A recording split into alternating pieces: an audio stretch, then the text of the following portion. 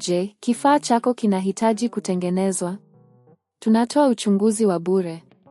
Bila simu au safari, tunachukua kutoka mlangoni mwako na kurudisha. Kabla ya ukarabati, tunatuma bei na tunaendelea tu baada ya idhini yako. Rahisi, wazi na kitaalamu.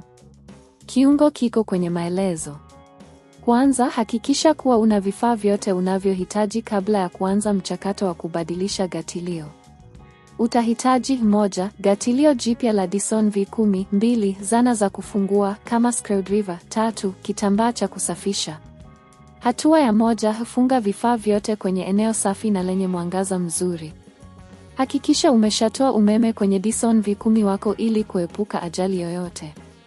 Hatua ya 2: chukua screwdriver yako na fungua screws zinazoshikilia gatilio la zamani. Kumbuka kuweka screws hizo mahali salama ili usizipoteze. Hatua ya 3: mara baada ya screws kufunguliwa, kwa uangalifu toa gatilio la zamani. Ikiwa ni ngumu kuondoa, unaweza kujaribu kupiga kidogo ili kuondoa ghadhabu. Hatua ya 4: kabla ya kuweka gatilio jipya, chunguza eneo lililokuwa na gatilio la zamani. Hakikisha hakuna vumbi au uchafu unaoweza kuathiri utendaji wa gatilio jipya.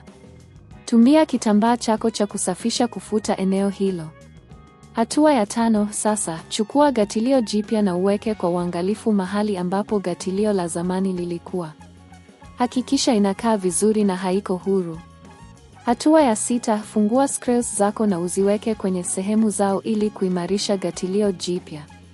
Hakikisha umeshirikisha screws zote vizuri. Hatua ya 7: baada ya kuimarisha, angalia kama gatilio linaharakisha vizuri na linafanya kazi kama inavyotakiwa. Hatua ya 8: ikiwa unakutana na matatizo yoyote, usisite kuzungumza na huduma ya wateja wa Dyson. Wanatoa uchunguzi wa bure na wanaweza pia kutoa huduma ya kuchukua vifaa vyako nyumbani kwa ukarabati. Hii ni njia nzuri ya kuhakikisha unapata huduma bora na haraka. Hatua ya 9: kabla ya kuanza mchakato wa ukarabati, ni vyema kujua bei za huduma hizi ili uweze kupanga bajeti yako ipasavyo. Bei zinaweza kutofautiana kulingana na huduma na sehemu zinazohitajika.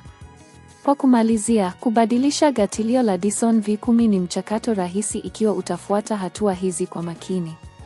Hakikisha una vifaa vyote na usisite kutafuta msaada ikiwa unahitaji. Hii itahakikisha unapata matokeo bora na unarudi kwenye matumizi ya Dyson yako kwa haraka. Je, kifaa chako kinahitaji kutengenezwa? Tunatoa uchunguzi wa bure. Bila simu au safari, tunachukua kutoka mlangoni mwako na kurudisha. Kabla ya ukarabati, tunatuma bei na tunaendelea tu baada ya idhini yako. Rahisi, wazi na kitaalamu. Kiungo kiko kwenye maelezo.